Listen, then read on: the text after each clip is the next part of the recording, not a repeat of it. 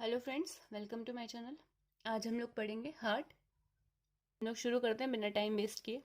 तो साइज़ क्या होता है हार्ट का? क्लेंच्ड फिस्ट, मतलब कि बंद मुट्ठी के आकार का हार्ट होता है। जो भी एज ग्रुप का इंसान है उसकी जितनी मुट्ठी होती है उतना ही साइज़ उसके हार्ट का होता है। अगर हम इसे मेज़र करेंगे तो लेंथ कितनी होगी? 12 सेंटीमीटर। और इंचज़ में कितनी होगी? 5 इंच। विड्थ कितनी होगी? 8 सेंटीमीटर या 3.5 इंचेस। और थिकनेस कितनी होगी? 6 सेंटीमीटर या 2.5 इंचेस। ठीक है। वेट कितना होगा? मेल्स में 300 to 350 ग्राम्स होगा और फीमेल में 250 to 300 ग्राम्स होगा। ठीक है। ये थोड़ा वेरिएशन होता है हर ऑर्गन में। चैम्बर कितने होते हैं हार्ट में? 4 चैम्बर होते हैं। 2 राइट साइड होते हैं, 2 लेफ्ट साइड होते हैं। और एट्रियम और वेंट्रिकल, राइट साइड और लेफ्ट साइड भी एट्रियम और वेंट्रिकल होते हैं। हार्ट जो होता है वो फर्स्ट ऑर्गन होता है हमारी बॉडी का जो स्टार्ट करता है वर्किंग। ठीक है। Heart is the first organ to start working. Heart कभी थकता नहीं है। Heart does not tired easily. जो हमारी फर्स्ट हार्ट साउंड सुनते हैं हम, लव डब, वो कब हम सुनते हैं? जब चाइल्ड जो होता है वो वॉर्म में होता है मदर के। First heart sound can be hear when the child inside the वॉर्म of the mother. Heart is a simple muscular organ. Heart is located within the thoracic cavity, medially between the lungs, in the space known as mediastinum. तो heart कहाँ situated होता है? Mediastinum में। जो thoracic cavity होती है हमारी lungs के बीचों बीच, उस स्पेस में, वहाँ पर एक स्पेस होता है, उसे हम क्या कहते हैं? मीडियास्टीनम। तो वहाँ पर हार्ट जो होता है वो सिचुएटेड होता है। राइट साइड जो होता है हार्ट का वो क्या करता है? इम्प्योर ब्लड को रिसीव करता है। Right side receive impure blood from the whole body through blood vessel called veins. तो याद रखिएगा, जो वेन्स होती हैं वो क्या करती हैं? होल बॉडी से ब्लड लेके आती हैं और हार्ट को सप्लाई करती हैं, यानी कि हार्ट उनसे रिसीव करता है ब्लड। तो वो ब्लड कैसा होता है? इम्प्योर ब्लड होता है। तो बॉडी टू हार्ट जब ब्लड जाता है तो किसके थ्रू जाता है? वेन्स के थ्रू जाता है। डीऑक्सीजनेटेड ब्लड प्यूरिफाई होता है by the lungs. This purified oxygenated blood is transported by the left side of the heart to whole body through blood vessel called artery. तो आर्टरी क्या करती हैं? हार्ट से पूरी बॉडी में ब्लड लेके जाती हैं। तो हार्ट से जब पूरी बॉडी में सप्लाई होगा ब्लड तो किसके थ्रू होगा? आर्टरीज के थ्रू होता है। ठीक है। तो ये मेन डिफरेंस होता है आर्टरी का और वेन का। और इनमें एक्सेप्शन होता है पल्मोनरी आर्टरी और पल्मोनरी वेन्स का। वो हम लोग अभी आगे देखेंगे। सारे ऑर्गन्स को हार्ट जो होता है वो ब्लड सप्लाई करता है, लेकिन हार्ट को भी तो ब्लड की रिक्वायरमेंट होती है, उसे भी न्यूट्रिशन चाहिए। तो हार्ट को कौन सप्लाई करता है वो देखते हैं। Like all other organ of the body, heart has own blood supply by the coronary artery. तो हार्ट को ब्लड कौन सप्लाई करता है? कोरोनरी आर्टरी जो होती है वो हार्ट को ब्लड सप्लाई करती है। हम लोग देखेंगे स्ट्रक्चर ऑफ हार्ट। तो हम लोग देखेंगे जो भी ब्लू कलर से डिफाइन किया गया है वो सब क्या है?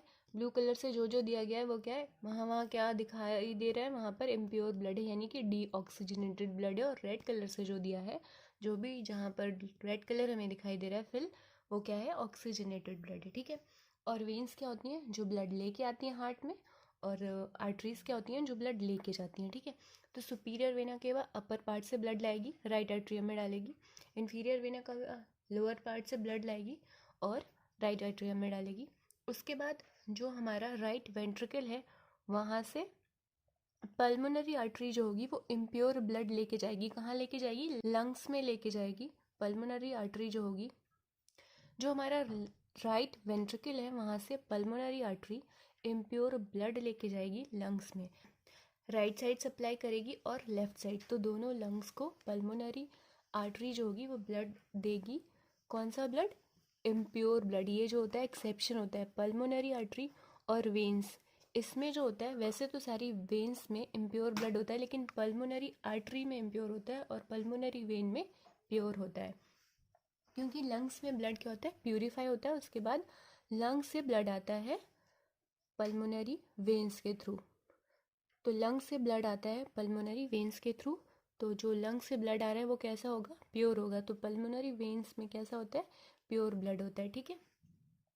अब हम यहाँ देखेंगे बाइकस्पिड वाल्व जो होते हैं वो लेफ्ट साइड होते हैं और जो ट्राइकस्पिड वॉल्व होते हैं वो राइट साइड होते हैं। तो कैसे याद रखेंगे, राइट में आर आता है और ट्राई में आर आता है, तो ट्राइकस्पिड कहाँ प्रेजेंट हुए, राइट साइड प्रेजेंट हुए।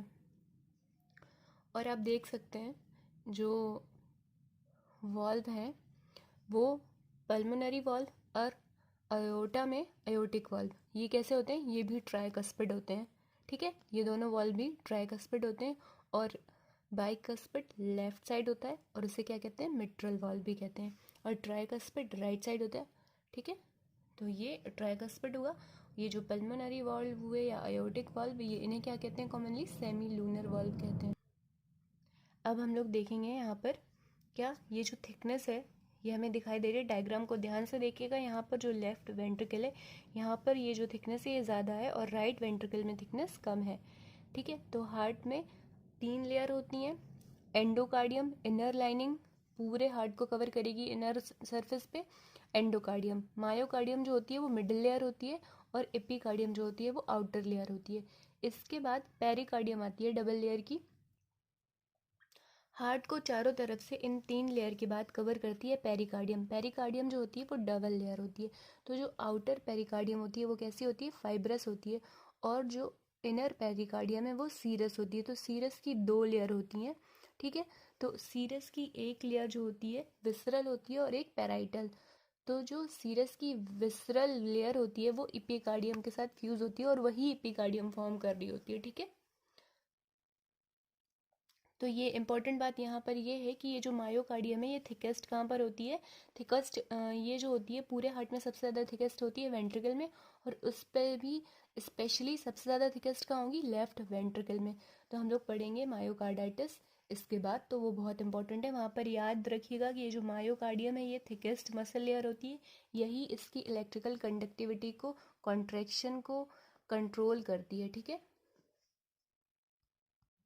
हम लोग देखेंगे मायोकार्डाइटिस। तो हम लोगों ने देखा अभी मसल लेयर, उसके बाद हम लोग यहाँ पर देखेंगे मायोकार्डाइटिस। मायोकार्डाइटिस का मतलब क्या होता है, आइटिस। ये आइटिस जो सफिक्स यूज़ करते हैं हम लोग किस लिए यूज़ करते हैं, इन्फ्लेमेशन के लिए। अगर आपने अभी तक मेडिकल टर्मिनोलॉजी के सफिक्स की वीडियोस नहीं देखी हैं तो जाकर चैनल पर विजिट करें, वो बहुत ही इंपॉर्टेंट है और वो बहुत शॉर्ट वीडियो हैं। तो छोटी छोटी चीज़ें हमें आनी बहुत ज़रूरी होती हैं। मायो मतलब होता है मसल, कार्डिया मतलब क्या होता है, heart.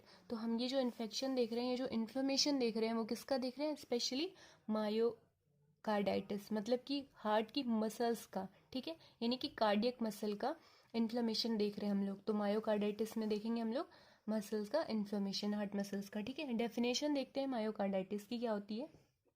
Myocarditis is inflammation of the myocardium of the heart. ठीक है, स्पेशली मायोकार्डियम, क्योंकि जो कार्डियक सेल होती है वो मायोकार्डियम में प्रेजेंट होती हैं। ठीक है, मायोकार्डाइटिस क्या हुआ, इन्फ्लेमेशन हुआ मायोकार्डियम का।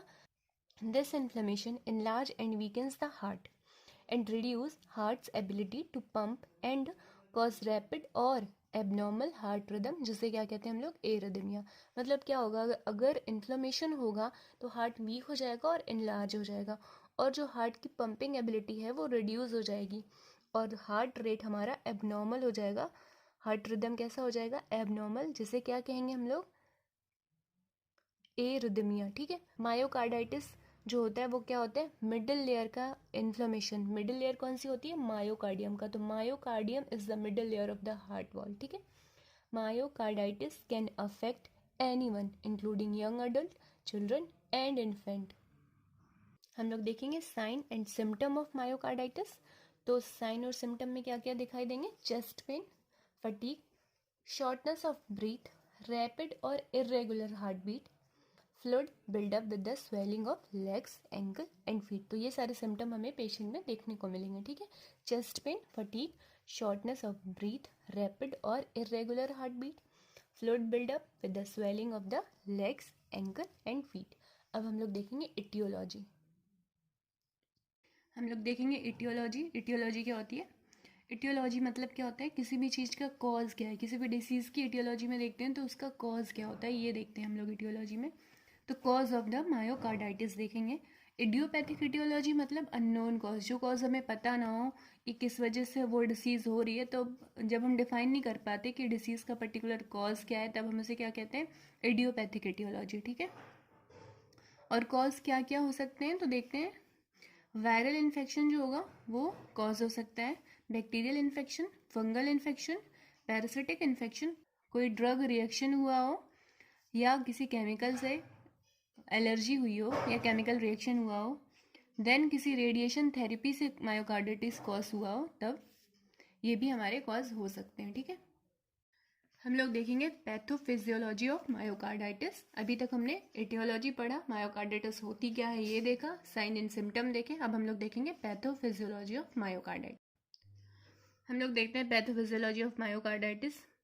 तो क्या होगा, किसी भी एटियोलॉजिकल फैक्टर की वजह से इन्फ्लेमेशन होगा मायोकार्डियम में। मायोकार्डियम जो मिडिल लेयर होती है हार्ट की, फिर उसमें क्या, उसकी वजह से, इन्फ्लेमेशन की वजह से क्या होगा, मायोकार्डियम की जो कॉन्ट्रैक्टिलिटी है वो डिक्रीज हो जाएगी, डिक्रीज मायोकार्डियल कॉन्ट्रैक्टिलिटी। उसकी वजह से क्या होगा, कॉन्ट्रैक्टिलिटी डिक्रीज होगी तो ब्लड एक्यूमुलेशन होने लगेगा, क्योंकि पूरा ब्लड जो है वो मायोकार्डियम जो कॉन्ट्रैक्ट करती है तो वो क्या, किस में हेल्प करती है, ब्लड को बॉडी में भेजने में, यानी कि आर्टरीज की हेल्प से वो बॉडी में ब्लड सप्लाई करती है। सबसे ज़्यादा इलेक्ट्रिक कॉन्ट्रैक्टिलिटी किस में होती है, मायोकार्डियम में। तो जब इलेक्ट्रिक कॉन्ट्रैक्टिलिटी डिक्रीज होगी तो हार्ट एनलार्ज हो जाएगा, क्योंकि थोड़ा बहुत ब्लड एक्यूमुलेशन होने लगेगा, वहाँ पे प्रॉपर ब्लड जो होगा वो सप्लाई नहीं हो पाएगा। ठीक है, उसकी वजह से हार्ट मसल्स और हार्ट वीक होने लगेगा। डिक्रीज कार्डियक आउटपुट, उससे क्या होगा, कार्डियक आउटपुट जो होगा वो डिक्रीज हो जाएगा, उसकी वजह से सिंपैथेटिक टोन जो होगी वो इंक्रीज हो जाएगी और वो कॉज करेगी कंजस्टिव हार्ट फेलियर, और कभी कभी ऐसे केसेस में सडन डेथ हो जाती है। तो ये हो गई पैथोफिजियोलॉजी।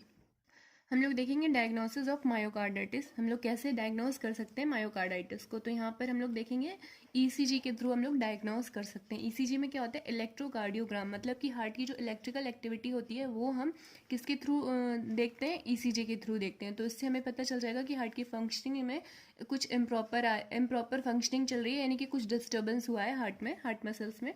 फिर हम लोग करवाएंगे chest X ray, cardiac MRI, blood test और इकोकार्डियोग्राम। इकोकार्डियोग्राम का यूज़ क्या करेंगे हम लोग, हार्ट साउंड सुनने के लिए, हार्ट साउंड को डिटेक्ट करने के लिए इकोकार्डियोग्राम का यूज़ करेंगे। उससे पता चल जाएगा इम्प्रॉपर हार्ट साउंड होगा तो कुछ ना कुछ फंक्शनिंग में डिस्टर्बेंस हुआ है। तो इस तरीके से हम लोग ये डायग्नोस कर पाएंगे मायोकार्डाइटिस को। ठीक है, वीडियो पसंद आई हो तो वीडियो को लाइक कर दें और चैनल को सब्सक्राइब कर दें, अपने फ्रेंड्स के साथ शेयर कर दें, और हाँ, बेल बटन को प्रेस करना मत भूलिएगा। फिर मिलेंगे, thanks for watching, bye bye.